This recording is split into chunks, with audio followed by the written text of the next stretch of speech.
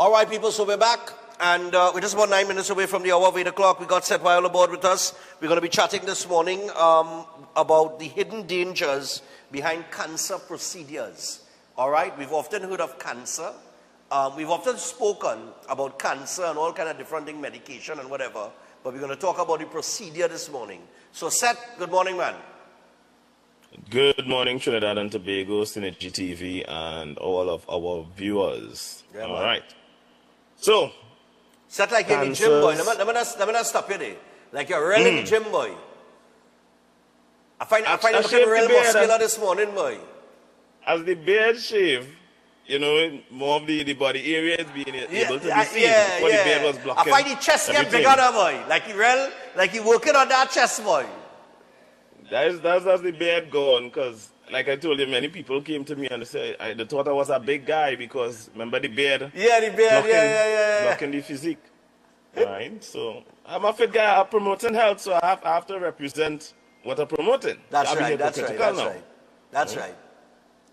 So this morning here now, we're talking about some of the hidden dangers in cancer procedures, more so with regards to biopsy and something called cancer seeding. Okay. All right?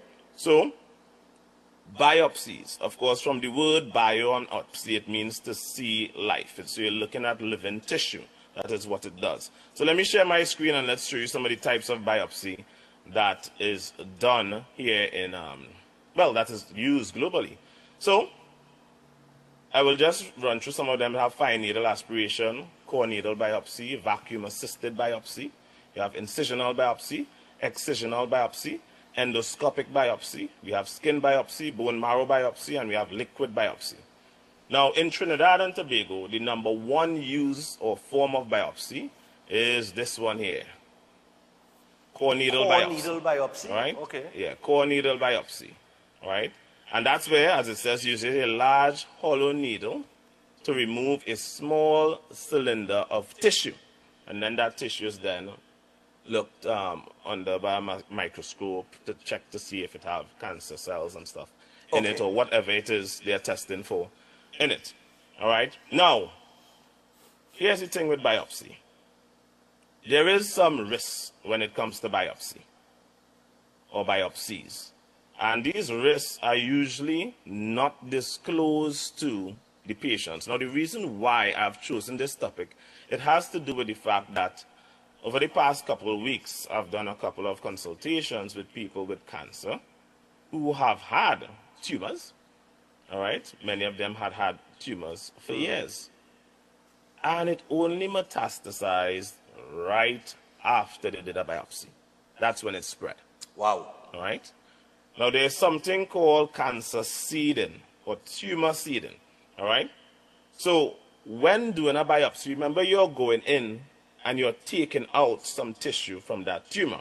Unlike the excisional biopsy where they remove the entire cancer, and what I find interesting is with excisional biopsy, they will remove the entire tumor, and they would also remove healthy tissue that was around the tumor to reduce the risk of cancer seeding.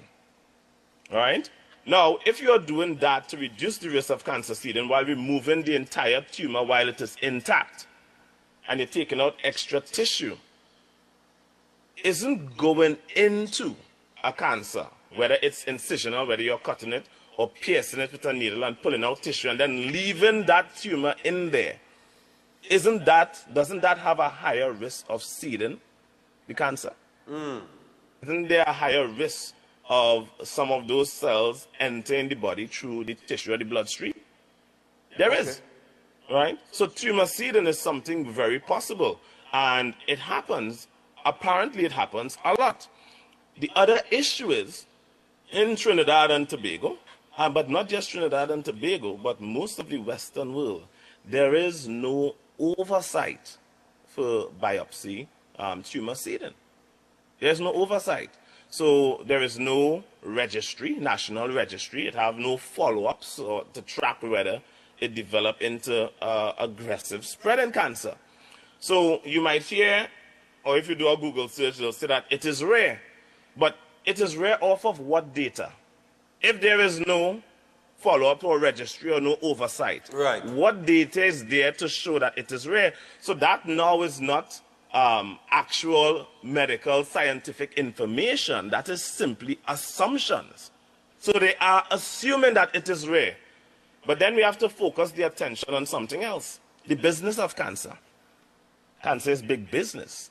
It is a billion-dollar industry. Right. Because if a tumor is seeded, then you would need to now have more tests being done, more drugs, more treatments. And all of these things are very, very expensive. Yeah. Right? These are expensive stuff. Yeah, So when we say expensive, let's just be clear with people. Are we talking hundreds of thousands, tens of thousands? some procedures for cancer run into the hundreds of thousands. Right. Right? For example, if you are paying out of pocket for chemo, right, a cycle of chemo could cost about 300 to 400,000 a cycle. Wow. Right? So this is not cheap endeavors. All right? Radiation treatment, 70, 60. I know some people even go as far as paying 170,000 per treatment. So this is not, and then you need multiple treatments. So these are not cheap endeavors. This is a major profitable business. So then you have to ask the question, are these procedures are they health procedures or are they profit protocols? Well, if you're saying, well, in my mind, right, if I'm going to invest, because this is how I'm looking at it, if I'm going to invest 100,000, 150,000 into a treatment, then it has to have returns, just like any investment. If I take $150,000 of my money and I put it into a business, I expect to see some sort of returns, right? That my 150 is going to grow.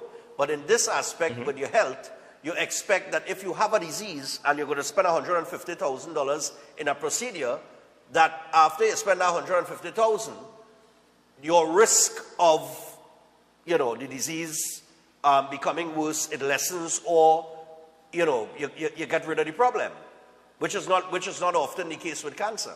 So it's like risk and reward. So okay. Now here's the thing. Yeah. Even think about it with biopsy. There are no medical requirements for them to tell you about the risk of cancer seeding for biopsies. But look at that. Ask those people that have done a biopsy. Right? They will tell you no, they will never inform that there is a risk of spreading the cancer from the biopsy. Yeah, this is what I heard, yeah. Right? They are not informed of that. And it is not part of the medical procedure to inform people of that. Right? And that's the system that we are living under. We talk about corruption in government and workplaces and stuff. And for some reason, we ignore completely corruption in the medical field. Yeah. That is a field that those things are acceptable. Right? Right? And we need to get out of that mindset. Because not all cancers you need to do any biopsy. You don't need to. Right? And this is why I always tell people about nutritional therapy. Why nutritional therapy should always be your first resort and not your last resort. Think about it. You have cancer because the body is inflamed. It's in a toxic state. You have a metabolic system that is misaligned. Yeah. How are you going to fix that? Exactly. Radiation can't fix that. Chemo can't fix it. It's like this. Stefan, are you going to start rebuilding a house while it is still on fire? No. That's what a lot of people are doing. People rush to the healthcare system to try to rebuild their body while the body is still burning. Your body is still in an inflammatory state. Right. Your metabolic system is still out of whack. If the procedure that you're using is only beneficial to you when your body is in crisis, then it means when your body is not in crisis, it is harmful. Which also means it is harmful right through. Right? I understand. Nutritional therapy. Nutritional therapy is using your nutrition, your diet, your lifestyle to fix your issues. That does not matter whether your body is in a crisis or your body is healthy, because if something is healthy for your body, it is healthy for your body all the time. Don't matter what state you are in. Right. And these are things we need to remember. These are things we need to remember, and we don't. And because of, maybe because it's Trinidad, and not just Trinidad, it's the people don't have the mindset of asking questions. The fear factor is always pushed. It's always pushed, so people are rushed into doing procedures. I've even asked people, so which biopsy was done? Which type of biopsy? They say a biopsy. They don't know. Because they don't know. I've never heard of all those different type of biopsies. When you hear people say they do a biopsy, they just say I do a biopsy. And ask them which one it was, they don't know. Right. Right? They do not know. Yeah. And then if they do a needle incision biopsy, and the result of that is inconclusive, you know what they're going to do? An incision biopsy. So let's cut open now and take out a piece. So you're doing multiple things that could actually seed the tumor. Right. Could seed the cancer. And people are totally unaware of the risk. Wow. Right? And that to me is unacceptable. Unacceptable. And that's why I tell people nutritional therapy is the way to go. People like to wait until they get sick, then to want to make changes. No, right. You have to be preemptive. You have to be preemptive. Yeah. Right? The other thing that they do is, which I find quite interesting, is the PET scan. Right? Positron emission tomography. Right? This is where they give you some glucose to drink. But step one is not just glucose.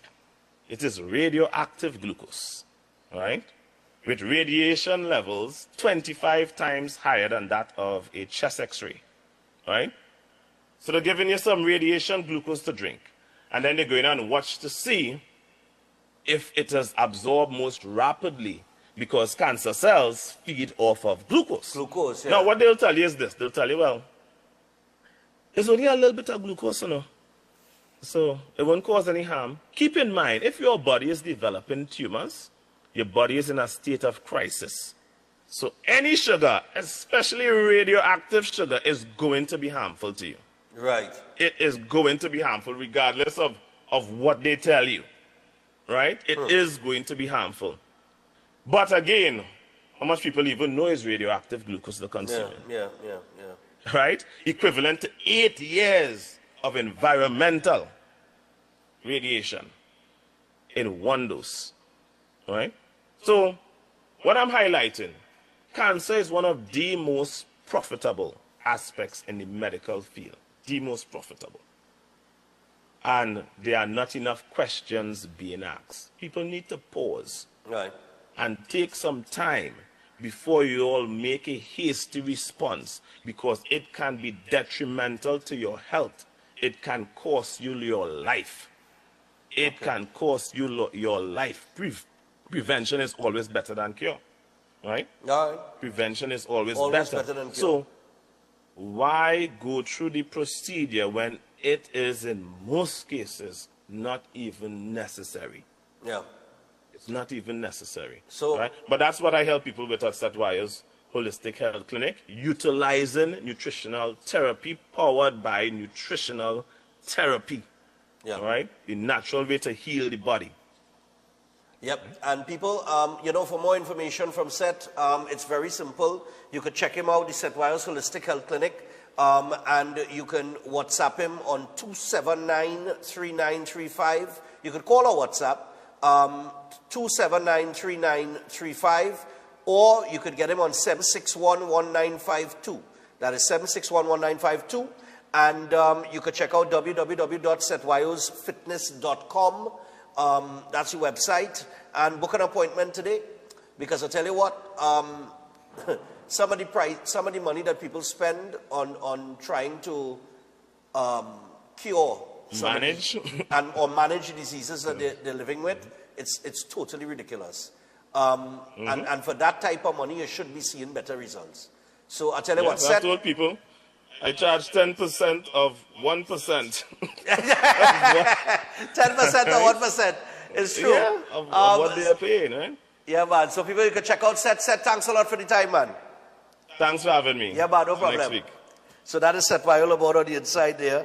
Yeah, some of those procedures for cancer, man, it's unbelievable. All right.